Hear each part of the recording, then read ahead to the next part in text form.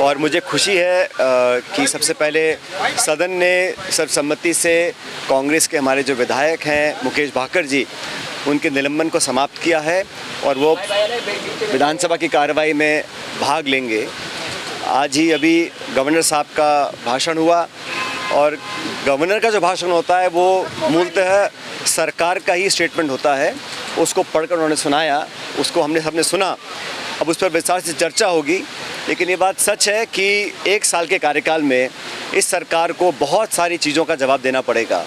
प्रदेश में जो हालात हैं लॉ एंड ऑर्डर के, ग्रामीण क्षेत्र में विकास के, स्कूलों को ख़त्म बंद करने के, जिलों को समाप्त करने के, इन सब मुद्दों पर सरकार की जवाबदेही हम लोग तय करेंगे।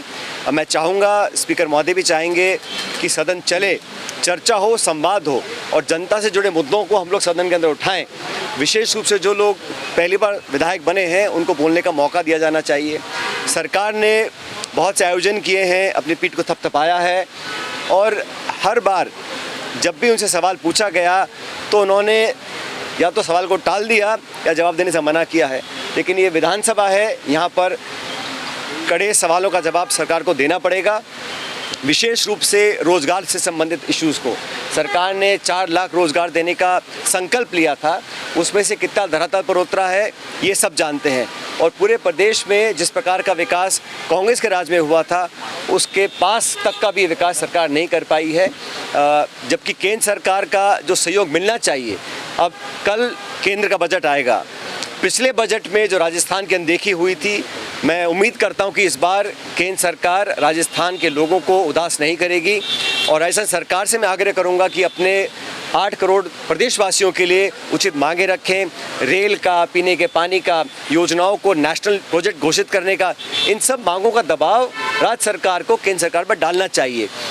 एक ही पार्टी की सरकार होने के बावजूद प्रदेश को राजस्थान की अनदेखी पिछले केंद्रीय बजट में हुई थी। मैं उम्मीद करता हूं कि कल ऐसा देखने को नहीं मिलेगा। जहां तक विधानसभा सत्र की बात है, ये बड़ा महत्वपूर्ण बजट का सत्र होता है। इसमें क्षेत्र पर अलग अलग जिलों से मांगें आती हैं, लेकिन आज जो माहौल बना हुआ है, जब सरकार बनने के बाद जिलों को समाप्त करने की प्रक्रिया चालू हुई, तब भी मैंने कहा था कि अगर आपको जिलों में कुछ संशोधन करना है तो एक व्यापक मापदंड बनाएं। उस मापदंड के तहत जनसंख्या हो, प्रशासनिक क्षेत्रफल हो, उसके आधार पर निर्णय लेंगे तो लोगों को स्वीकार होगा। लेकिन मनमाने तरीके से जिलों को समाप्त किया गया, संभागों को समाप्त किया गया, उसमें भी कहीं ना कहीं राजनीति दिखाई दी है और प्रदेश भर में अनेक जगहों पर इसका विरोध हो रहा है। तो सरकार को जवाब देना पड़ेगा और सिर्फ भाषण देने से या संख्या बल के आधार पर विपक्ष की आवाज़ को दबा पाएं, ऐसा हम लोग नहीं होने देंगे। किरोड़ीलाल मीणा ने अभी एक बयान दिया है जिसमें कहा कि हाँ जी के दरबार में अगर हाँ जी कहेगा और तो भी के दरबार में नहीं कहेगा। तो लेकिन डॉक्टर साहब के बारे में मैं ज़्यादा नहीं बोलना चाहता हूँ, क्योंकि वो बहुत लंबे समय से, मैं तो कहता हूँ जब से सरकार बनी है तब से दुविधा में है। सरकार ने पद दिया भी, लेकिन उनके ओहदे, उन्होंने जो मेहनत करी थी विपक्ष में रहते हुए उसके अनुरूप नहीं दिया। इस बात को सब जानते हैं, लेकिन फिर भी उनको बनाया और नहीं भी बनाया, इस्तीफा रिजेक्ट भी नहीं किया, एक्सेप्ट भी नहीं किया, मंत्रालय दिया भी और नहीं भी दिया। जो दिया है तोड़ फोड़ के दिया है, तो उनके साथ जो हो रहा है उनके बारे में उनसे पूछना बेहतर रहेगा। मैं तो उतना ही जानता हूँ कि चाहे एसआई की भर्ती हो, चाहे ईआरसीपी का इशू हो, उन्होंने अपनी बात को रखा, लेकिन क्या सरकार उनकी बात को सुन रही है? हम लोग चाहते हैं कि निष्पक्षता से, अभी आज गवर्नर के साहब के भाषण में कहा गया इतने लोगों को हमने पकड़ा है जो पेपर लीक में इन्वॉल्व थे, वो बड़ी मछलियाँ कहाँ हैं भाई? हम तो जांच के लिए तैयार हैं। हम तो हर समय मांग करते रहे, कोई व्यक्ति किसी दल का हो, किसी विचारधारा का हो, किसी पद पे हो, अगर पेपर लीक्स में वो कहीं इन्वॉल्व है और तथ्य पर्याप्त हैं और पारदर्शी जांच हो रही है तो कार्रवाई करनी चाहिए। 1 साल से अब सरकार में है, केंद्र की सारी एजेंसी आपके पास है, विरोधियों को टारगेट करने के लिए ईडी, ईडी, सीबीआई, ईडी सब है आपके पास, लेकिन जो असल में जो देश के भविष्य को खोखला कर रहे हैं पेपर लीक कराकर, उनको पकड़ने के लिए केंद्र सरकार, राज्य सरकार ने क्या किया है? और मैं तो ऐसा मानता हूं कि ईआरसीपी प्रोजेक्ट पर लोग तालियां बजवा रहे हैं, लेकिन वो जो एमओयू साइन हुआ है मध्य प्रदेश राजस्थान का, उसको सार्वजनिक क्यों नहीं कर रहे हैं? उसको सदन के पटल पे क्यों नहीं रख रहे? राजस्थान का जो अधिकार था हमारा पानी का, पीने के पानी का, इंडस्ट्रियल यूज़ का, उसमें कितना हमको मिला है, कितना नहीं मिला है? तो ये जो उन्होंने अनिश्चितता बनाई हुई है, मैं समझता हूँ सही नहीं। लोकतंत्र में पारदर्शिता अति महत्वपूर्ण है, वो सरकार नहीं कर पा रही है। और केंद्र सरकार भी, प्रधानमंत्री जी आए, घड़े में पानी डाल के चले गए, लेकिन लेकिन उन्होंने आज तक नहीं बताया कि राजस्थान का हमारा जो अधिकार था, क्या उसमें कुछ कमी की है, क्या और राज्यों को फेवर किया गया है। एक पारदर्शी तरीके से उस MOU पर चर्चा होनी मैं समझता हूँ बहुत ज़रूरी है। इसे सरकार बोलती बहुत सी बातें हैं, लेकिन धरातल पर जब काम होता है उसमें कहीं ना कहीं अपने काम को छुपाने का वो कार्य कर रही है। सर, उनमें जो इंतजाम है उनके सवाल देखिए, मैं तो इतना ही कह सकता हूँ, इतने लाखों करोड़ों लोग वहाँ पर जा रहे हैं और उनकी श्रद्धा है, आस्था इसलिए जा रहे हैं। वहाँ की व्यवस्थाओं को लेकर बहुत सारी बातें बोली गई और मुझे बड़ा दुख है। मैं बहुत संवेदना प्रकट करना चाहता हूँ उन लोगों, उन परिवारों को जिन्होंने अपने सगे संबंधी खोए हैं। इस भगदड़ में जो हुआ बहुत दुर्भाग्यपूर्ण था, बहुत दुखद घटना हुई है। लेकिन इस पूरे मामले में न्यायिक जांच बिठा दी है, लेकिन ये भी संकेत मिल रहे हैं कि कहीं ना कहीं तथ्यों को छुपाने की कोशिश शायद की गई है। क्यों की गई मैं नहीं जानता हूँ, लेकिन बेहतर ये होता कि पर्याप्त इंतजाम किए जाते।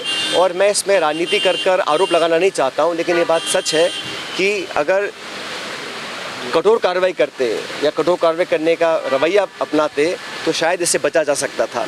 अब और खबरें आ रही हैं कि एक और कहीं स्टैम्पीड वाली सिचुएशन बन गई थी। इसका तो विवरण हम नहीं जानते, लेकिन जो मीडिया में आ रहा है मैं सिर्फ उसमें बोल सकता हूँ।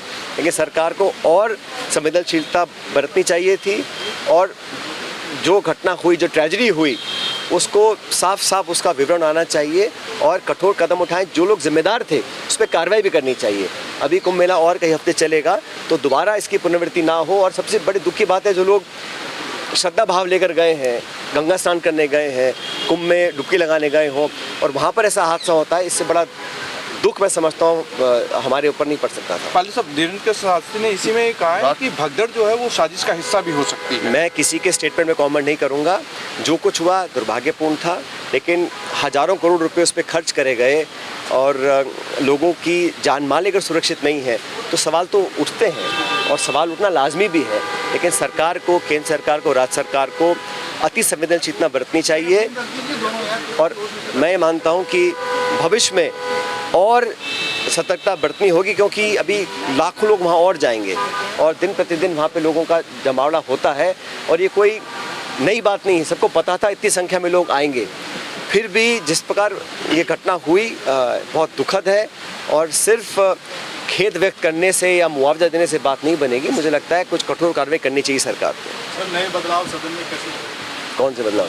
जैसे कारपेट का कलर चेंज हुआ है, वास्तु के हिसाब से चीज़ें चेंज की गई है। कुछ बदलाव किए गए हैं, उम्मीद करते हैं कि जो 4 साल है भाई स्पीकर महोदय, पहली बात तो कुछ दिन पहले पटना में अस्वस्थ हो गए थे, तो मुझे खुशी है कि वो स्वास्थ्य लाभ लेकर अब बिल्कुल